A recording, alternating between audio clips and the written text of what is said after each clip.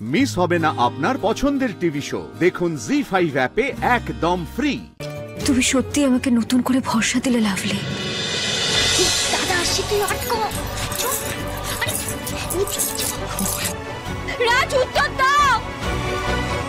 দাদা দাঁড়া, তুই কোথাও যাবি না। আমাকে ছাড়, আমাকে যেতে দে। আরে তুই দাঁড়া, তুই যাবি তো? তাহলে আমিও যাবো তোর সাথে। তোকে আমি একা কোথাও ছাড়বো না। তোর যা করার তুই কর, আমাকে যেতে দে।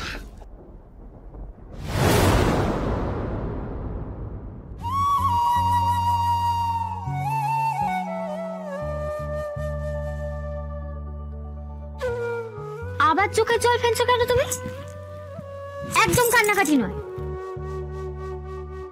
আচ্ছা বেশ, এক কাজ করো, তুমি মন খুলে কেঁদে নাও, মনটা হালকা হয়ে যাবে, বুঝলে?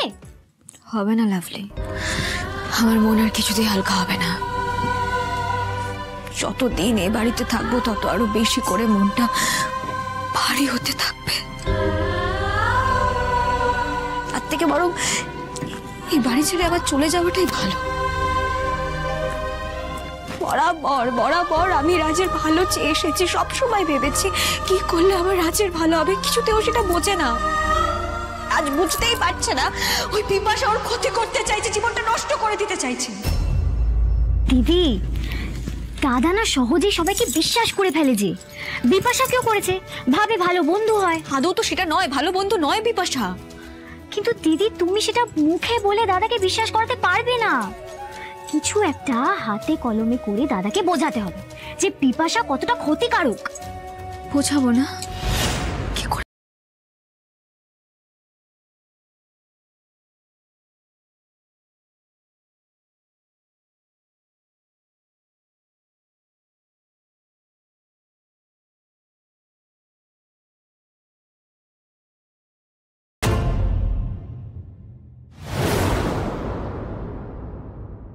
এটা তো সতীশ। দেখলে দিদি, আসল জায়গাটার খেলা ধরতে পারলে তোমার চোখের জল এমনি মুছে যাবে। কিন্তু এটা তুমি কোথা থেকে পেলে? আরে কোথা থেকে পেলাম সেটা আসল কথা নয়, কাদেরকে পেলাম সেইটা আসল কথা।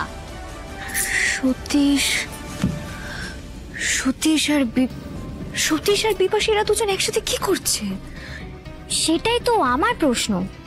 হঠাৎ এরকম ভাবে একসাথে। আচ্ছা দিদি, তুমি কথা শুনে কিছু বুঝতে পারছো? দাঁড়াও, আরেকবার ভিডিওটা আমি দেখি ভালো করে।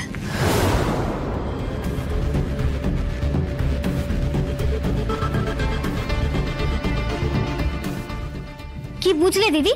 আমি যেটা বুঝতে পারছি, দুজনেই একে অপরকে অনেক আগে থেকে চেনে, পরিচয় আছে ওদের মধ্যে। হ্যাঁ দিদি, আমারও মনে হচ্ছে ওদের ভালো মতোই পরিচয় আছে, কিন্তু এটা রহস্যটা কি সেটাই এখন খুঁজে বের করতে হবে। আচ্ছা লাভলি, মানে এমনটা তো হতেই পারে যে বিপাশা যেহেতু ব্যবসা করে, সতীশও ব্যবসা করে, সে ব্যবসা সূত্রেই হয়তো এরা দুজন একে অপরকে চেনে।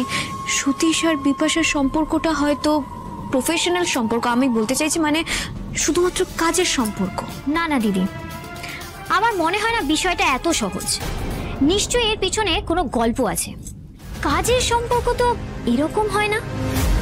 না না দিদি, ভিডিওটা দেখে আমার কোনোভাবে মনে হচ্ছে না যে এটা কাজের সম্পর্ক। লাভলি একটা কথা বলো, আমরা একটু বেশি সন্দেহ করে ফেলছি না? আরে দিদি, সন্দেহ জিনিস দেখলে তো সন্দেহ হবেই। আমি সেটা বলতে চাইছি না, আমি বলতে চাইছি যে আমাদের সন্দেহ তো ভুলও হতে পারে। নো চান্স দিদি, দেখে নিও সন্দেহটাই ঠিক হবে, মিলিয়ে নিও আমার কথা। তুমি এতটা গ্যারান্টি দিয়ে কি করে বলছো? আরে আমি না দূরে দাঁড়িয়ে ভিডিও করছিলাম, তাই তুমি কথাগুলো ঠিক করে শুনতে পাচ্ছ না।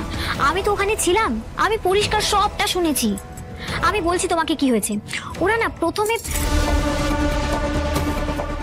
ভেবেছিলাম আর কখনো দেখা হবে না, কিন্তু দেখা হয়ে গেল।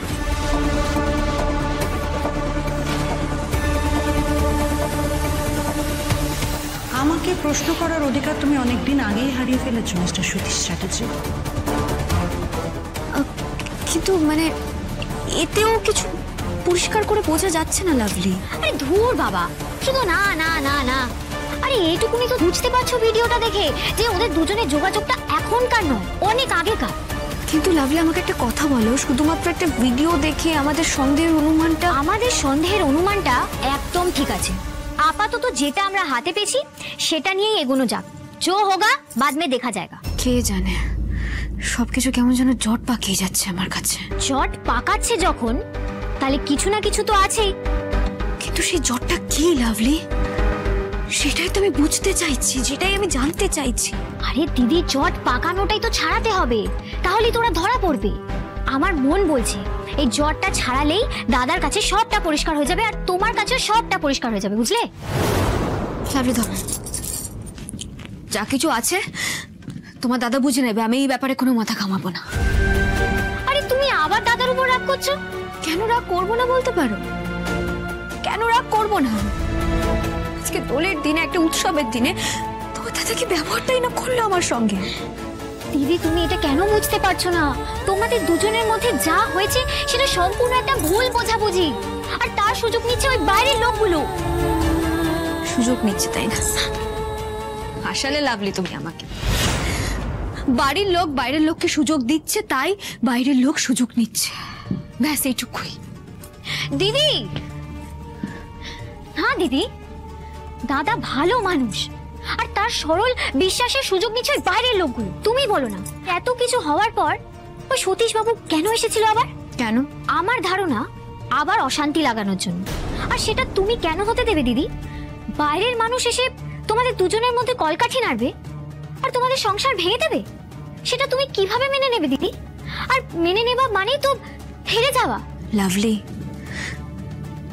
প্রিয় মানুষটা যখন হারিয়ে দেয় না, তখন আর নতুন করে কিসেরই বা হার, কিসেরই বা জিত। তখন কি মনে হয় জানো? মনে হয় এখান থেকে চলে যেতে পারলেই বাঁচি। যদি যেতেই হয় তাহলে সত্যিটা জেনে, বাড়ির সবাইকে সত্যিটা জানিয়ে, ওই শয়তানদের মুখোশটা খুলে তারপর যাও।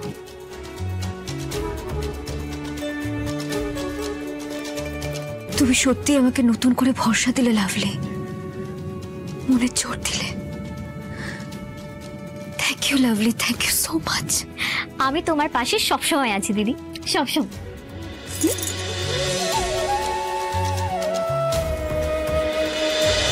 প্রত্যেকদিন সকালবেলায় বাজারে যাচ্ছে এই দুই বউ বাড়িতে আসার পর থেকে। আগে কিন্তু বাজারে যেত না, এখন রোজ বাজারে যাচ্ছে আর এত এত বাজার আনছে। আসলে যাবেই তো, পয়সা কোত্থেকে আসে সেসব চিন্তা তো হচ্ছে না, যাচ্ছে পয়সা খরচা করছে চলে আসছে, যাচ্ছে পয়সা খরচা করছে চলে আসছে। আজ আসুক, তোর বাবাকে মজা আমি দেখাচ্ছি। বাবা গো, মাথাটা খুব ধরেছে কি তো। এই নিজে একা চা খাচ্ছে, যা না চা। আমি আমি আমি আমি এনে দিচ্ছি মা, চা এক্ষুনি এনে দিচ্ছি। কি দারুণ হয়েছে, সকাল সকাল এরকম একটা চা। ও মা, তুমি একটু খেয়ে রাখো না। আরে এক সেকেন্ডে মতো ধরা ছেড়ে যাবে, খাও খাও।